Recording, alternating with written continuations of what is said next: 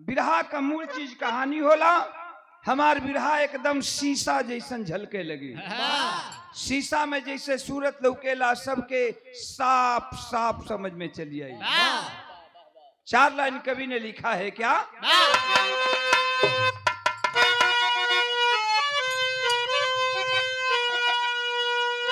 तो जाम भरी का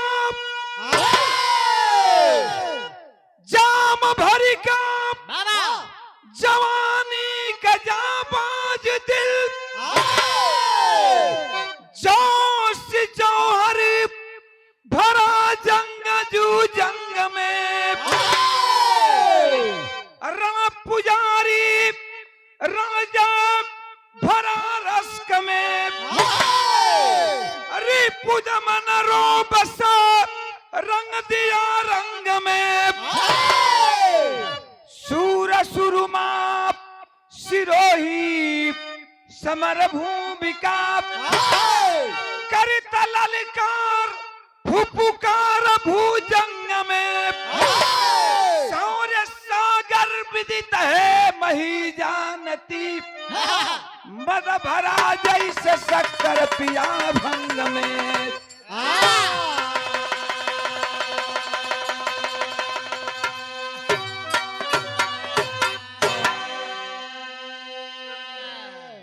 हमें से बात का शुरुआत हो गई। हमेशा हम कहिला कहो भैया। अच्छा जा हाँ बैठल बैठल नस टाइट हो जाले कब कहो ता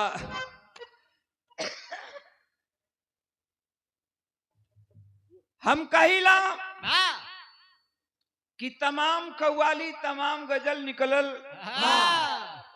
चांद पुतली से लेके अतौला खान तक हम गजल गौली आप लोगन सुनला कव्वाली गौली। जैसे कुछ दिन पहले हमन का गावत रहली जा पंजाब के बोतल में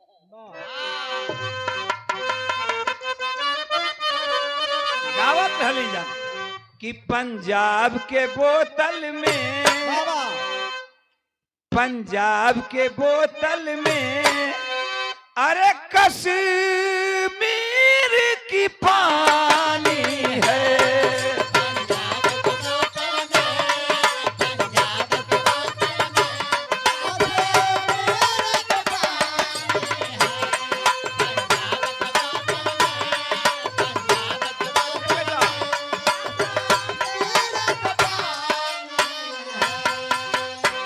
पंजाब के बोतल में कश्मीर का पानी है।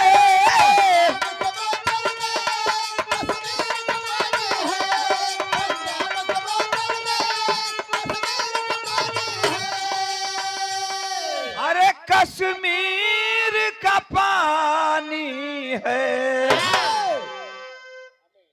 लखनऊ की नजाकत है तो बनारस की जवानी है। लेकिन बीरन खातिर हम कहिला ई हमार लाइन हो। फिल्म का नाम अर्पण से लिहली का लिहल गल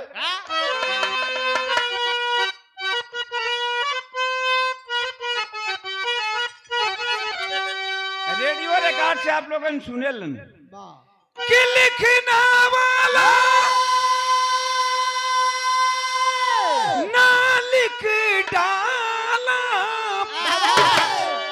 मिलन का साथ बिछो है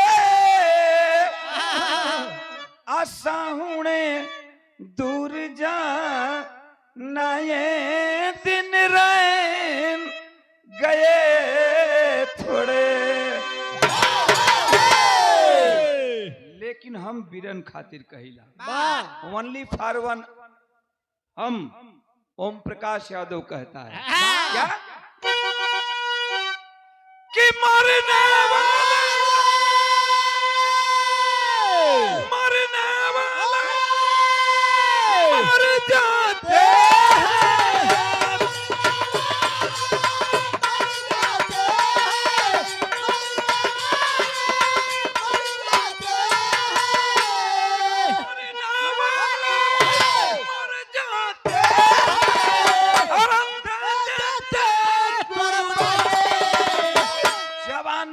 पानी है जवानी की पानी।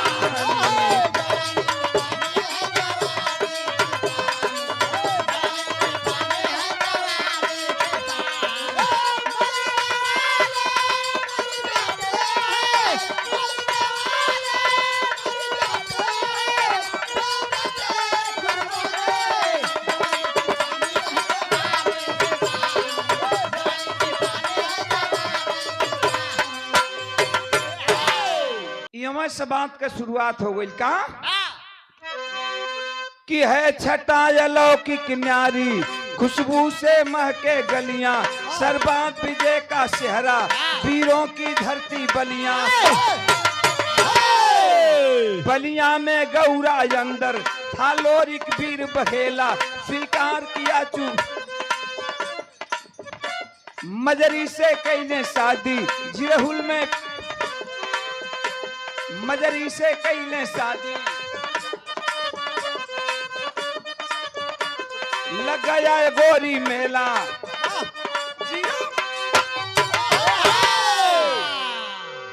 बात तनी समझ ला, बिरहा एकदम साफ साफ समझ चली। यहाँ से जइबा गाजीपुर, गाजीपुर के आगे जब बढ़बा तब बलिया जिला मिल जाला। हमार घर वैसे 3 जिला के सरहद पर पड़ेला। जेवना जगह का नाम बा बक्सर। बक्सर से अगर गंगा पार कई के ए पार चली बा, वहां से अगर पूर्व की ओर बढ़ गेला तब बलिया जिला मिल जाला। और वहां पूर्व न जाके अगर पश्चिम की ओर बढ़ जीबा तो गाजीपुर मिल जाई। गाजीपुर, बलिया, बक्सर तीनों का सरहद हो।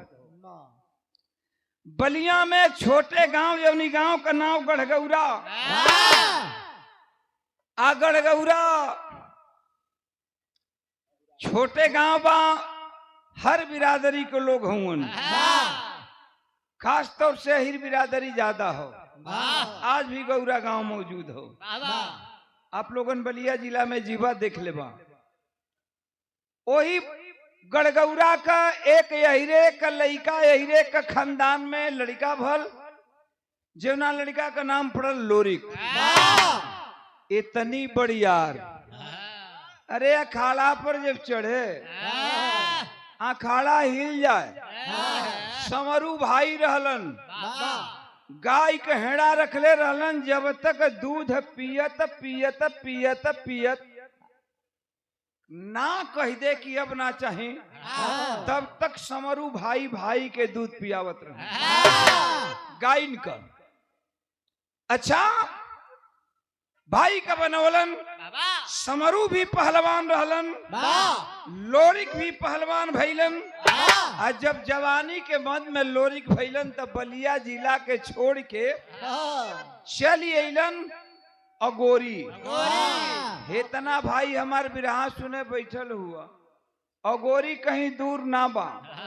हई आप लोगन पड़ाव जइबा, पड़ाव से जब मिर्जापुर वाला रोड पकड़बा, नारायणपुर, नारायणपुर से दू रोड, एक बाएं तरफ जीवा तो अहिरौरा चल जाला, एक सीधा चल जीवा तो मिर्जापुर विंध्याचल चल जाला।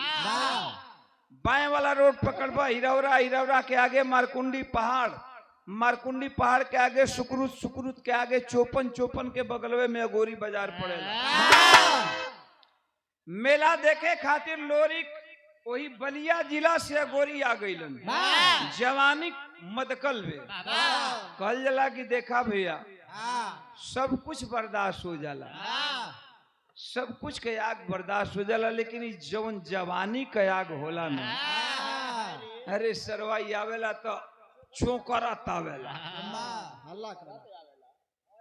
जवानी मदकल में लोरी का गोरी चली गलन मेला घूमे। जब मेला घूमे लगलन तो वही मेला में एगो घटना घट गई। दा उठा के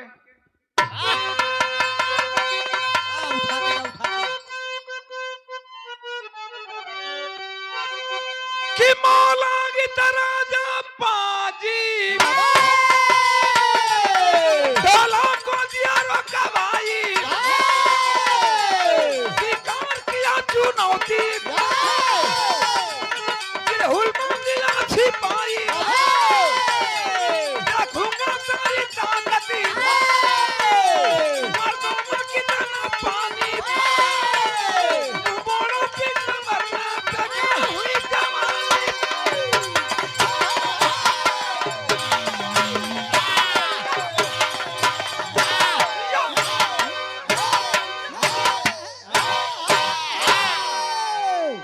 है बेटा, राखा बहुत खतरनाक होला। जौन बिला राखा होला सुन, अब सोच ल कि मुअल चा में इतना पीटता तो जियत पावत हुई तो का करो। अरे भैया गढ़ा खोन दिया की तनी बात समझ ला। वही जी ओ लोरी का गोरी का मेला घूमत रहलन। वही घूमत में वही अगोरी के एक लड़की रहे जमुना का नाम मजरी। अब मजरी भी मेला घूमे आई है। लोरी कहे भैया नजर पड़ गई। भैया बैठ जा, बैठ जा, हम 20 मिनट में अपन गाना खत्म करब।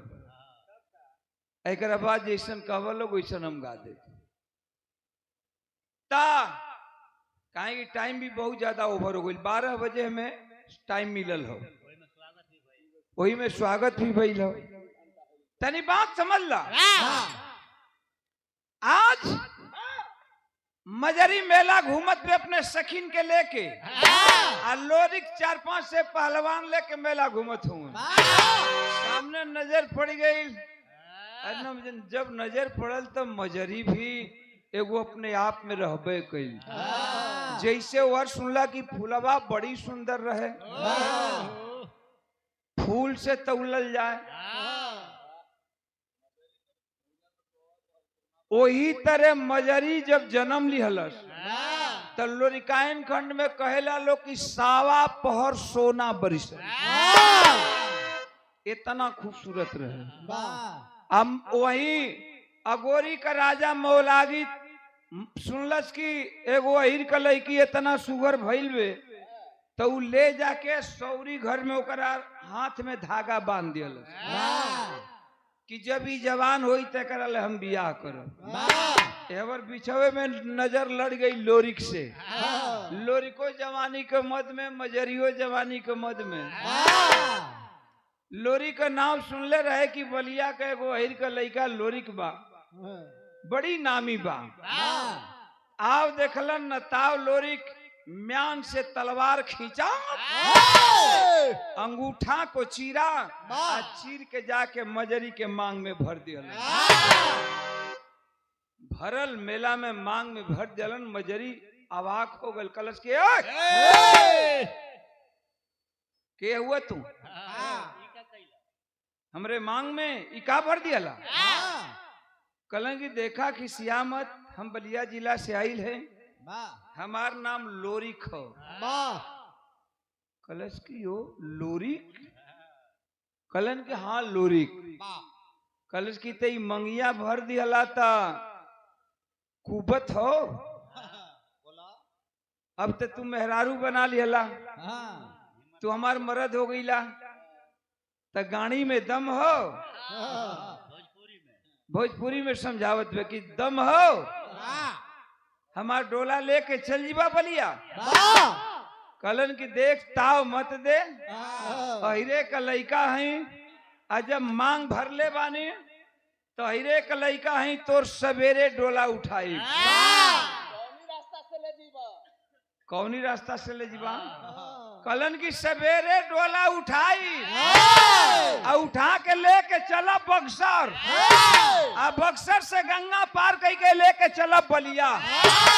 देखा पे कुल कपर छिलू पाने लो का कली लो। लोरिक कहलन मजरी से कि देखब कि का कैली लो, चलब लेके। ए भैया सवेरे डोला उठा लिया मर्द, डोला उठौलन है लेके जिरहुल के जंगल में घुसलन है। अहर मौलागित के पता चल गल कि एक बलिया जिला के अहिर के लइका आइल बा, मजरी का डोला लेके जात हो। सबसे पहले हाथी करनी के लड़ाई के मैदान में भेज ले बा। और बढ़ गया, और बढ़ जा।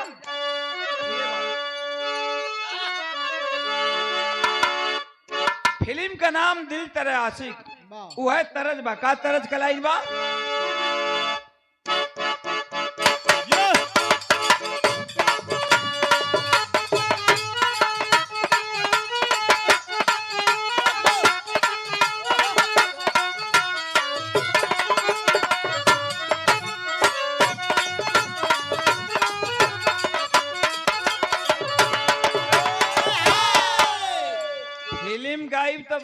बड़ गाना हुई फिल्म से इलिम सुना तर्ज से हमार सुंदर फर्ज बा बिरहा का काम कि अरे लोरिक तूफान किया लोरिक तूफान किया जंगी बनल बा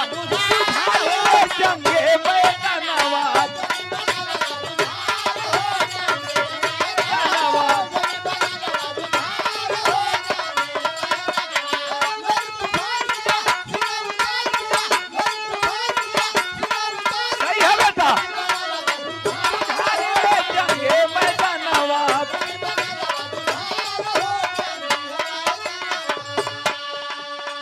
मौला की तबल खाया है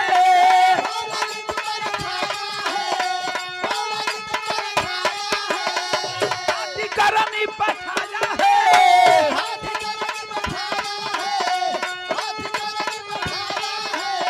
मारा चोट करारा धरनी गिरा बिचारा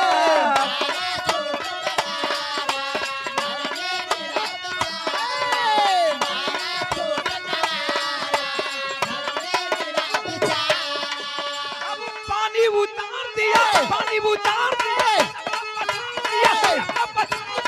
जगी बनला बाजू रे जंगे मैदानवा तुझारे रे जंगे मैदानवा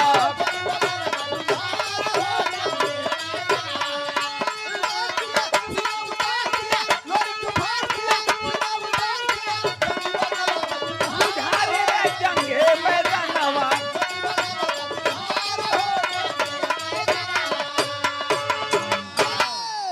एक तरफ लोरिक है एक तरफ मौलागित की पूरी फौज है लड़ाई यार पार कहो सबसे पहले हाथी करनी का लड़ाई के मैदान में भेज लेबा लोरिक माई दुर्गा का नाम लेके एक कटार मरलन हाथी करनी के सरे अलग धड़े अलग अब ता मौलागित सोचे लगल कि आखिर मजरी के डोला मिली तो कैसे मिली ऐलान कर दिया है कोई माई का लाल है कोई माई का लाल जो कोई अगर मजरी का डोला ला कर दे देगा अगोरी का आधा राज दे देंगे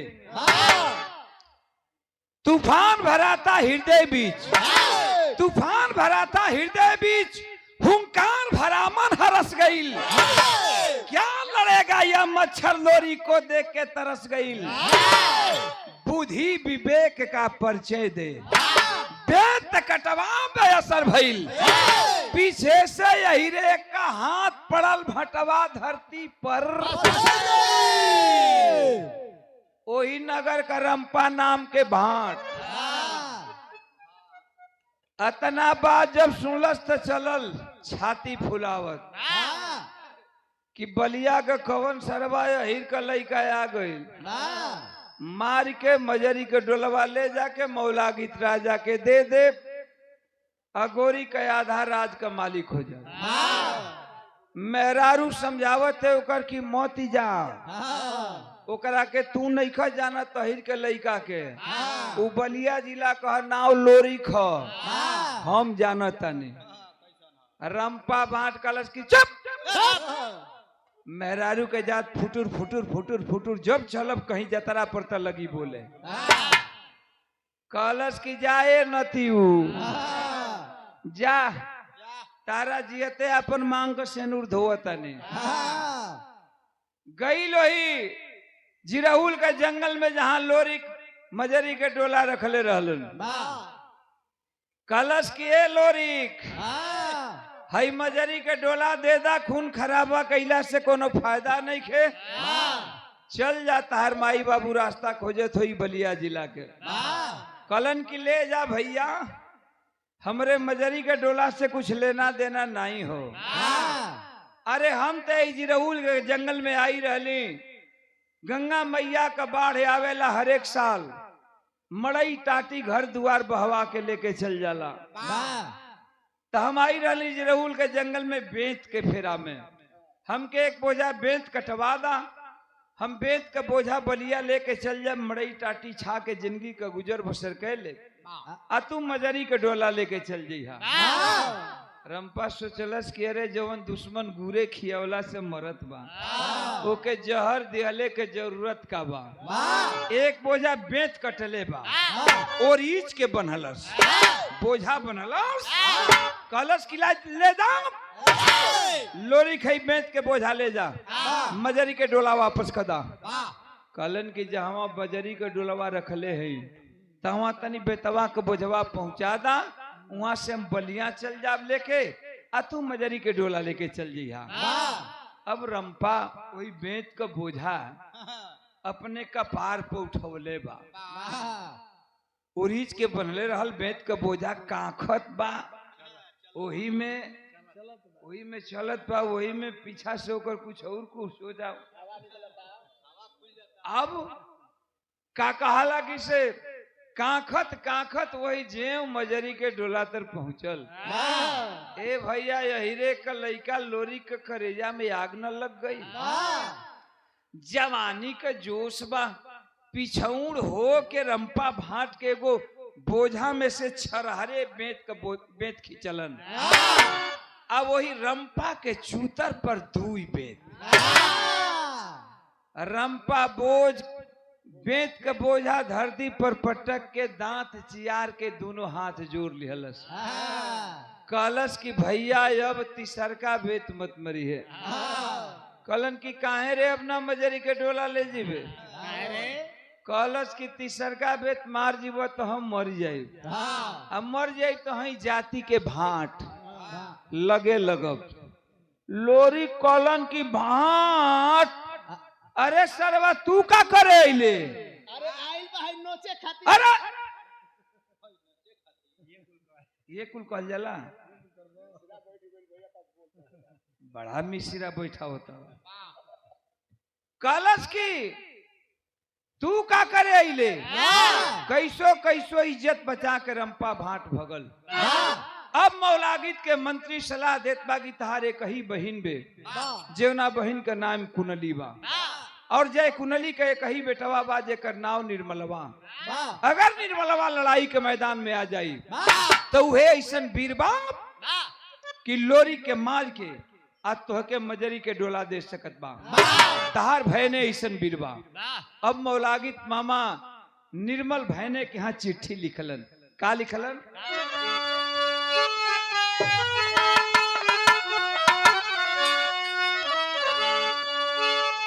कि अरे विफल हुआ मुर्चे पर राजा तब विफल हुआ मुर्चे पर राजा सोचे मंत्री के संग अजय कुनली का बेटा निर्मल जीत जाएगा जंग।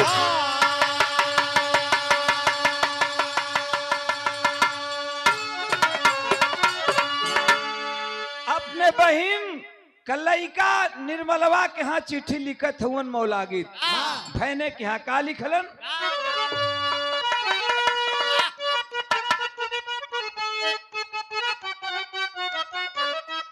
यह लिखलन हा कि यार पनिया उतारला चाहे पनिया उतारला चाहे तब यही रे कजतिया पतिया पढ़ी के पतिया पढ़ी के यही पढ़ लिखा है मैं ये जतिया पतिया पढ़ी के यही हरा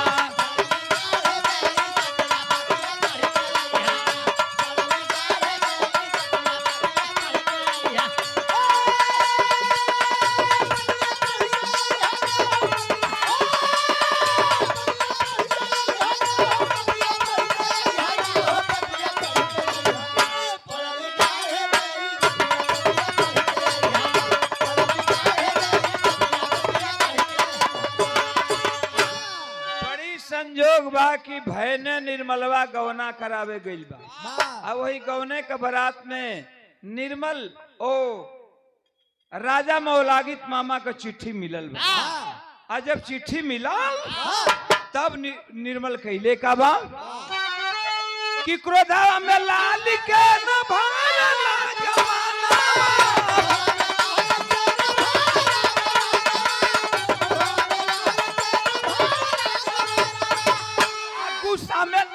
भैला लाल के बदनवा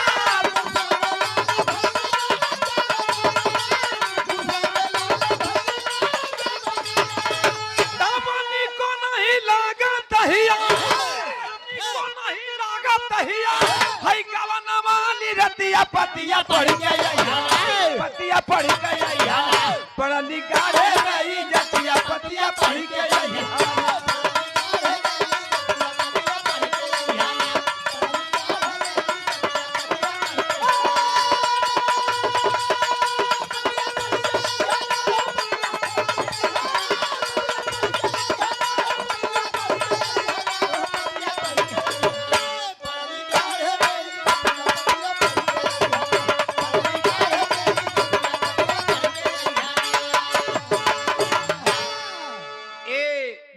हमरे विरहा का अंतिम कड़ी चलत हो लड़ाई आर पार कबा कहलस निर्मल की अरे मामा का इज्जत खतरा में बा नई लोचर का दुल्ही का नई लोचर दुल्ही के घरवा भेज के अपने लड़ाई के मैदान में आ गई जिरहुल के जंगल में लाव लश्कर लेके पहुंचल बा अकेले लोरिक मजरी का डोला लेके तैयार हुवन मजरी डोला से पर्दा हटोलस देखलस की निर्मलवा के देखलस तो पुक्का फाड़ के रोवे लगल लोरी कलन की का भइल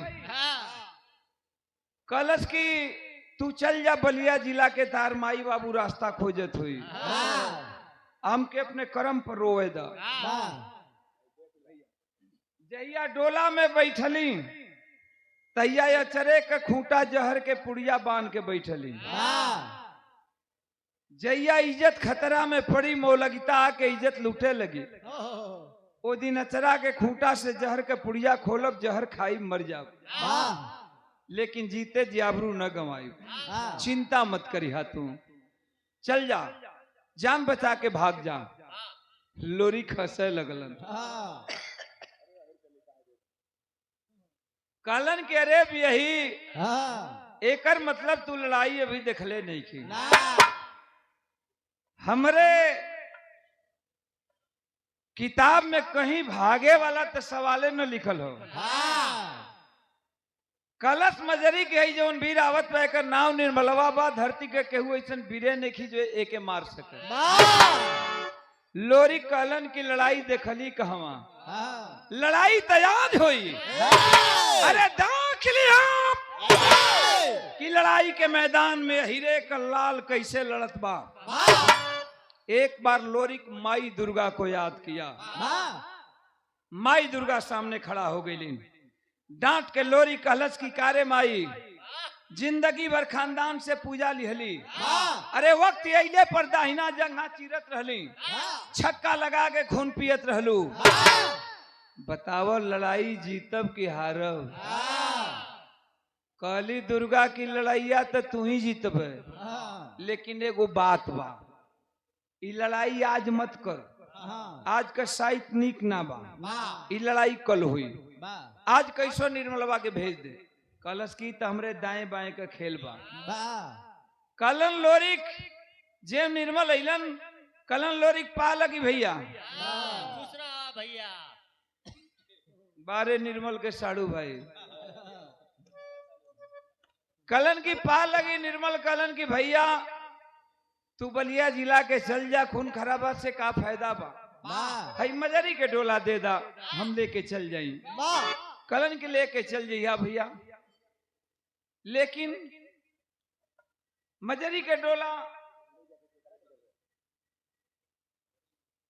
मजरी के डोला लेके चल जइया लेकिन एक तो से बात कहत हई कि आज तू गवना करौला नई लोचर दुल्ही के घरवा छोड़ दिहला आज तुहार सुहाग रात बा आई लड़ाई करवा हमसे ते लड़ाई में के जानत बा कि हम मरब की तू ही मर जीवा हम मराइब की तू मरईबा तो अगर हम मराइब तब ता मजरी के डोला तू लेके चल जीवा आ कहीं तू मरईला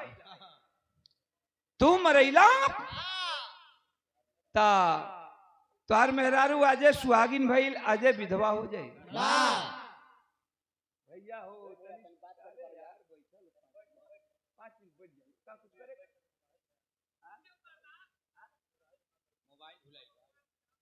अच्छा भाई देखा इनकर मोबाइल बड़की मोबाइल बा कहीं गुम हो गई है।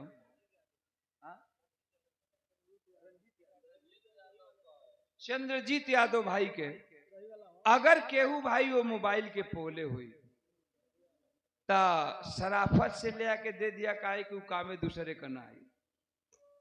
चंद्रजीत भाई के दे दिया, मंच पर ले आके दे दिया, हम इनके दे दे। ठीक होगा? अरे बैठ जा 5 मिनट और बढ़ जा। ए भैया निर्मलवा का दिमाग का स्क्रू ढीला हो गई। सोचे लगल कि तहीरा के लइकवा ठीक है कहत बा। अरे हमार मामा कितनी चालाक बा कि अपने नया मेहरारू के चक्कर में हमार नई लोचर मेहरारू छोड़ोले बा। कलश की ठीक है लोरी, आज तो मैं जा रहा हूं, जा करके सुहाग रात बिताऊंगा। कल लड़ाई के मैदान में आऊंगा, तुझे मार करके मजरी का डोला ले जाऊंगा। जवन रोगिया चाहे तवन पैदा। लोरिक तो चाहते रहलन कि आज कैसे हूँ चल जावे जाले। कहला कि ठीक है भैया चल जा, कल हमके मार के मजरी के डोला ले जी। तनी दूसरी रोज के घटना सुने। हाई देखा जब दूसरी रोज आइलन है लड़ाई के मैदान में, एक तरफ लोरिक है, एक तरफ ये निर्मल की पूरी फौज है। उस समय कवि जी टेरी के भाव दिहलन का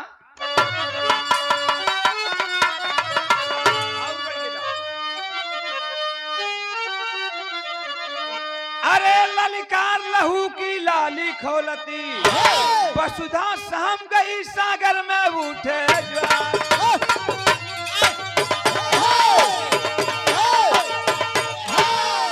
कलश की लोरी मजरी का डोला दे दा, कलन की ले जा।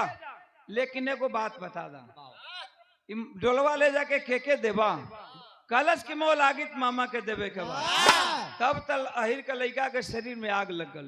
एक बात कहलन है, का कहलन?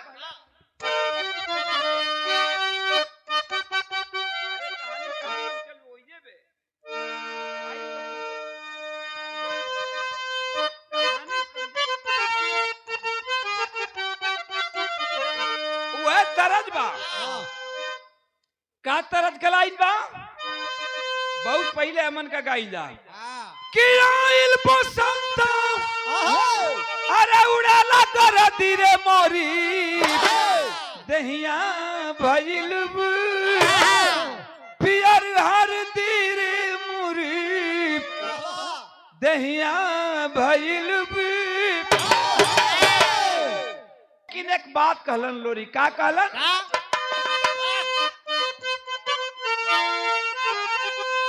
कि कवनी ताकत पर बबुआ अरे गुमान करेला हो अपना बहिनी के बल पे तूफान करेला हो अपना बहिनी के बल पे।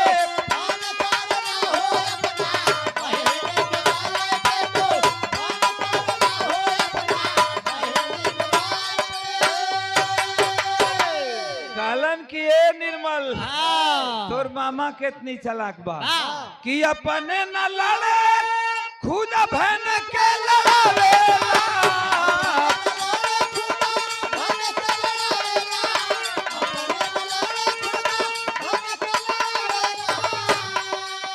कैसन मूर्ख मर्द में हरी के नहीं जानेला।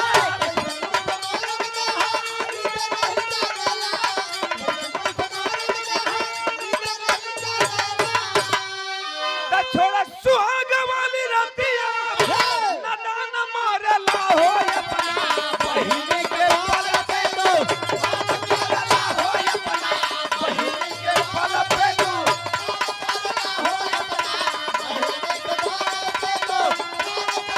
हो अपना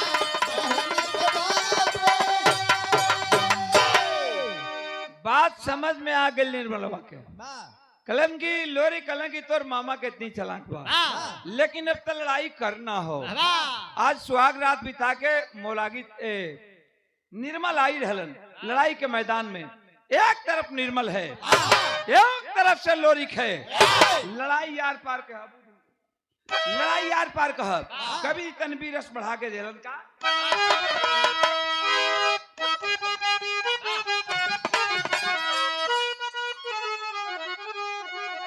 वह तरज बा कि अच्छा सिला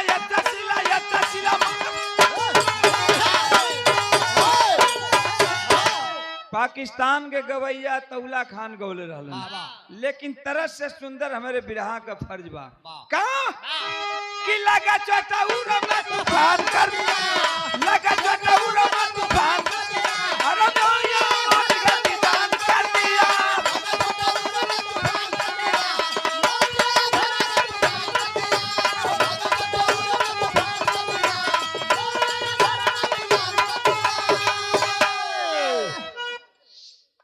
चल दिया कि होता ही सवेरे पुप्पू को चला जाने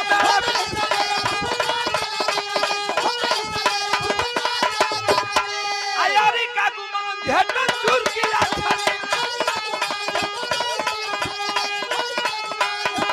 आता ही समाना तूफान कर दिया आता ही समाना तूफान कर दिया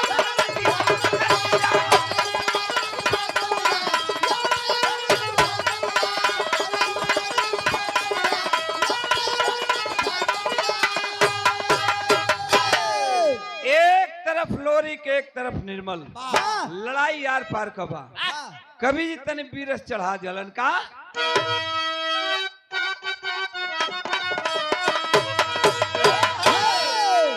लाल बिहारी मिश्रा गाँव है कि माता हो लाला नवा देईदा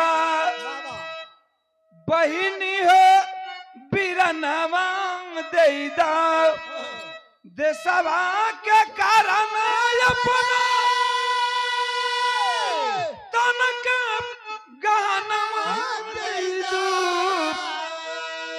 हम कहिला एक तरफ लोरी एक तरफ निर्मल लड़ाई आर पार कबा ओ समय कवि जी भाव दिहलन का कि अरे गरजा मारा दनवा लोरी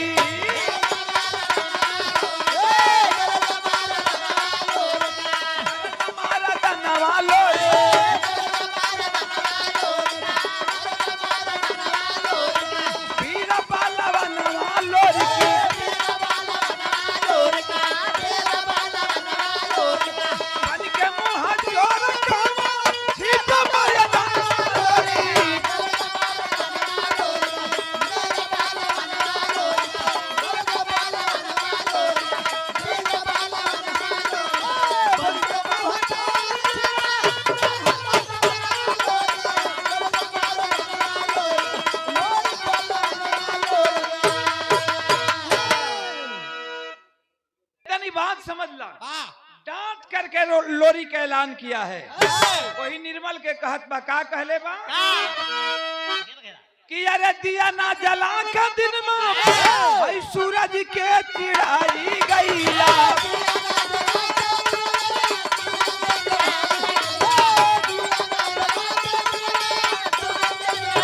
ए भैया दिया ना जला का दिन में अरे सूरज के चिढ़ाई गईला अब बनी के सियारा सेरा बनी के सियारा सेरा आके तारा नाई गईला तेरा आके तारा नाई बनी के सियारा सेरा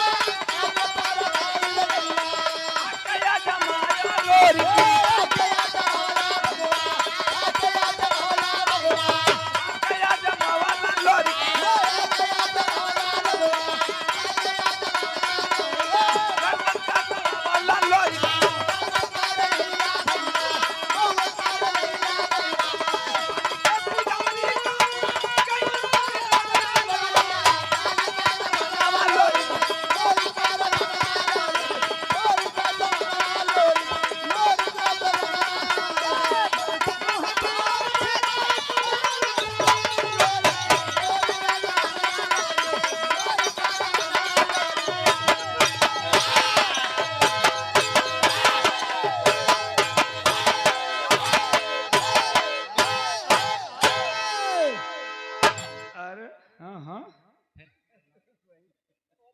मन सरंग साढ़ भाई उजा बेर कही तब बेर मरबे।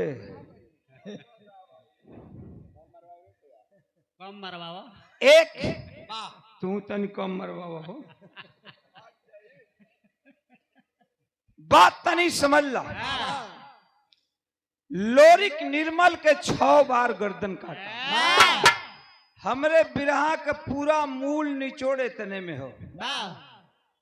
लोरिक निर्मल के 6 बार गर्दन कटलस।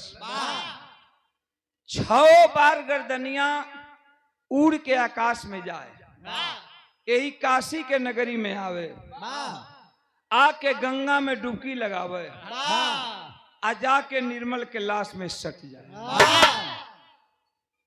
लोरी का वाक है, सोचे कि वाह हम गर्दन काटत हैं और गर्दनिया सट जाता हो, बात का वाह। एक बार माई दुर्गा को याद किया।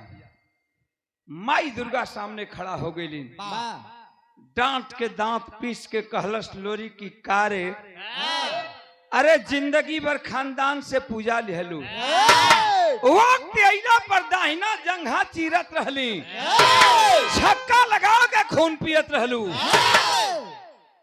आज लड़ाई के मैदान छोड़ के भाग गईलू। खीस में क्रोध में दुर्गा जी पागल हैं। कलिन की सुन, पागल मत बन, लड़ाई के मैदान छोड़ के न कबो भागल है न कबो भागब। हम तो लड़ाई के मैदान में तोरा संगवे हैं, लेकिन खुद हम के समझ में नहीं आवत बा कि तू निर्मलवा के गर्दन काटत हुए, आयकर गर्दन सच कैसे जात बा। हाथ जोड़ के लोरी कहलन कि माई कोनो उपाय बताओ। चट्टे दे दुर्गा जी दूसरे जगह के बयान कर दिहली, वहां से बयान कैलिन। हाँ यही का हमन का बाप दादा हीरे बिरादरी में आज भी देखल जाला, कान में उंगली लगा के लोग गावेलन। का गावेलन?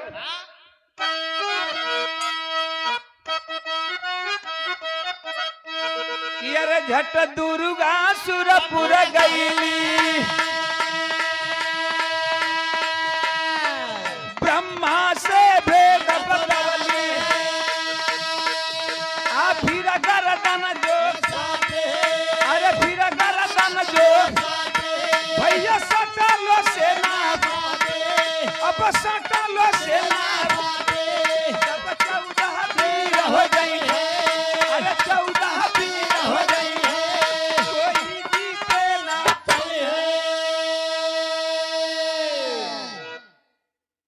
चल गई ब्रह्मलोक में। तोड़ फोड़ शुरू। ब्रह्मा जी कलन की का पागल बन जालू, दुर्गा जी कल इनके हम पागल बनल हैं, हमार बेटा लोरी का जान खतरा में बा, चैन से बैठल हुआ ही जितना जल्दी हो सके निर्मलवा के अमरत्व का पन्ना ओ रजिस्टर में से फाड़ला। कलन के हमरे बस का ना बा, हमरे बस का ना बा, ओकर अमरत्व का पन्ना फाड़ल। दुर्गा जी कहली कि जब तोहरे बस के ना बा तब हम तोहके फाड़े शुरू करें। भाई बहन के पवित्र रिश्ता में दाग लगे वाला बा। ब्रह्मा जी का दुर्गा जी बहन लगत रहली, आ दाग लगे वाला बा पवित्र रिश्ता में। कलन की सुन, पागल मत बन। ब्रह्मा जी कलन की सुन, जानल चाहत बाड़ी त निर्मलवा के तोर लोरी 6 बार मुड़ी काट दिहलस। अगर 7वां बार काट दी, अगर ऊ मुड़ी गर्दन आके लाश में सट जाई तो एगो निर्मल ना, एक संग में अब 14 गो निर्मल तैयार हुई। आ धरती के केहू ऐसा वीर नहीं खे जे ओहन का मारी। दुर्गा जी गनगन गनगन कांपे लगली, हाथ जोड़ के कहलिन कि भैया कोनो उपाय बता दो। ब्रह्मा जी उपाय बतौलन, कहलन कि देखे का उपाय बा। का बतौलन है ये मन के बाप दादा काने में उंगली लगा के लोग गावलन, आज भी गावलन। का गावलन?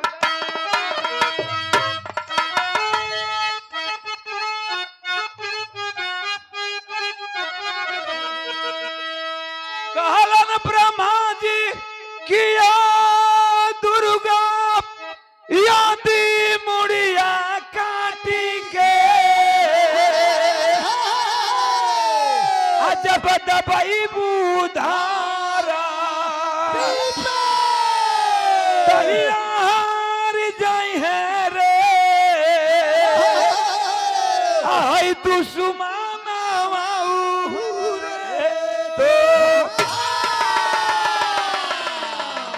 तुहार हो तुहार। कहलन की जो जाके लोरिक से कहिए कि निर्मलवा के गर्दन काटू आ जेवे काटी कचकचा के धरती में दबी है न तोरे जंघा से गर्दन निकली न आकाश मौड़ी न काशी के नगरी में जाई न गंगा में डुबकी लगाई न यहाँ के लाश में दुर्गा जी चल दिहलिन। उस समय के बात मिलल का और बढ़ के दा ए भैया राजेश यादव गाजीपुर से बहुत बहुत धन्यवाद बा। मालिक सुखी रखें। सब भाई लोगन के नमस्कार प्रणाम बा।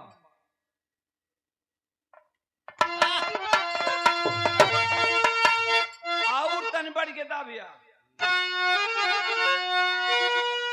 देखा मास्टर जान लो हम जल्दी चढ़ी लेना जनते बड़ा तो जाने ला आ चढ़ी ला तो जल्दी उतरी लेना। तो का कर मास्टर के जिंदगी ले बस चढ़ के एक एक ले चुड़ुका हूँ। अब मास्टर के ऊपर हम चढ़े कहते हैं मास्टर घोड़ा उड़ा हूँ तब कहाँ चढ़ब हारमोनियम के रीट पर कहते हैं। हो ई बात चला देखा कहाँ है?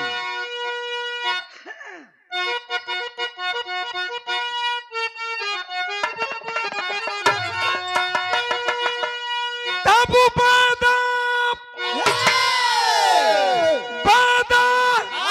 बतावे जवान रोगिया के भाव भैया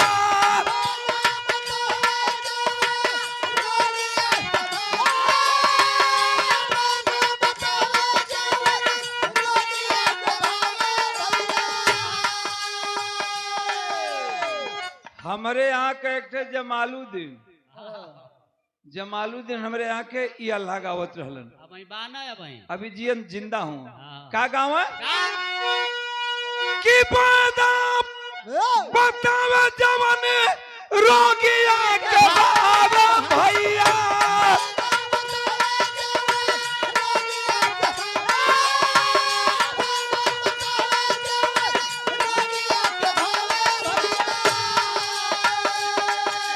अरे मरे वाला पावे जैसा जिए के आधारी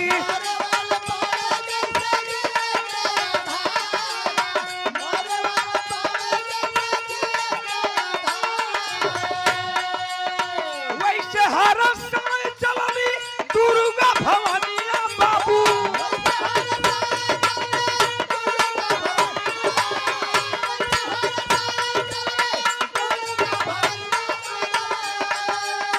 एवर तू नबीर लड़े लेके हथियारी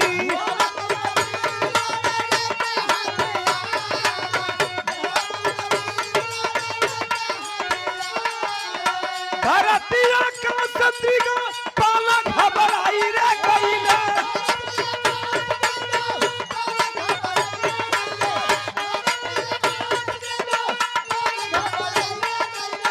अब तनिया गावा का सुनाई जहारी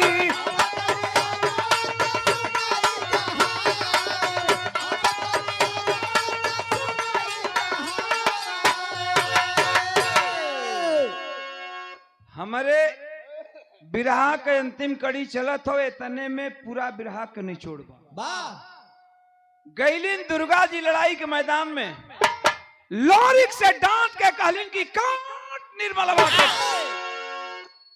निर्मलवा के गर्दन देखब कि कितना ताकत निर्मलवा में भरल बा। किरी किरी मत करे भैया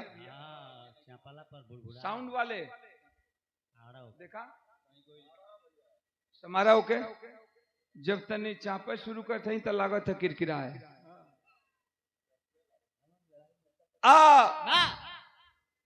कलन की कली की काट गर्दन जब इतनी बात लोरिक सुनलन है म्यान से तलवार लेकर के दौड़ा जाय के वही निर्मलवा के गर्दन पर मरलस लोरी खचाक से गर्दन कट के गिरल फचाक से दौड़ के दुर्गा जी अपनी जंघा के बल से जाके धरती में कचकचा के दबलिन है। एक तरफ वही निर्मल के पूरा शरीर छटपटात बा, एक तरफ जंघा में दुर्गा जी के जंघा में निर्मल के गर्दन छटपटात बा। आखिर बात थोड़े देर के बाद निर्मल का पूरा शरीर शिथिल हो गया, मतलब शांत हो गया। तब निर्मलवा के जब शरीर शांत हो गल, मतलब निर्मल मर गई। तो निर्मलवा जब मर गई तो ओकर 7 मेहरारू रहले। भीड़े लगौले रहा मेहरारू को। एक आध गो तारा के चाहत रहे पंडित जी के। 7 मेहरारू, 7 अलिन है वही जी राहुल के जंगल में। और लोरिक से कहलिन कि भैया हाथ जोड़ के कहलिन कि जवन कैला तवन ठीक कैला, जैसन ही रहलन वैसन ही पवलन। तो जवन कैला तवन ठीक कैला, लेकिन एक बात सुनलक कि आज से तुहार हमन का पूजमान हो खब जाए। 7 सबत लोरी कहलन की जे करे मरद कह मूड़ी कटले और अमर पूजमान होई। कहलिन की हाँ, लेकिन एगो काम करिहा कि साल में एक बार हमन के 7 सबत के 7 गो चुनरी और 7 गो खसी चढ़ैया। आज भी प्रमाण मिलेला बाबू, हमारे गांव में, आपके गांव में, गांव में जो काली जी का 7 गो मुड़िया होला, उ के हा प्रमाण मिलेला कि वे निर्मलवा के 7 मेहरारून का मुड़ी हो। 7 रे बहिनिया। और साल में एक रोज नवमी का रोज, चाहे हमारा घर हो, आप लोगों का घर हो, घर घर से जेकर जवन मनौती रहेला नवमी के रोज काली जी के लोग मंदिर में जइहन, पुआ पूड़ी चुनरी खस्सी भेड़ा ले जाके लोग चढ़ाइहन, ले जाके चढ़ावलिन। तई अल्लाह खंड और लोरिकायन खंड यथा सागर बा, एकरा में केहू परिपक्व ना भइल बा। जे जितना डुबकी लगावल ओके उतना मिलल। कवि जी एक बात लिखलन है का,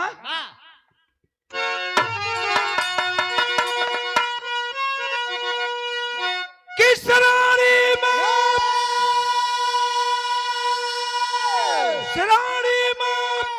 लोरी वीरों का धमाका लहरे,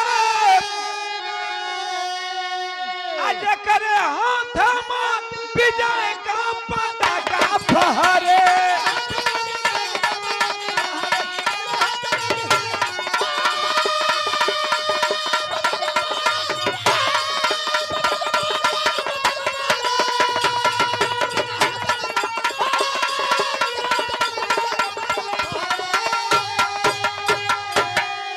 हमारे गाना के अंतिम लाइन रहल, कहना है जय जखाड़ गुरु स्वामी जी के ओम प्रकाश फुलवारी।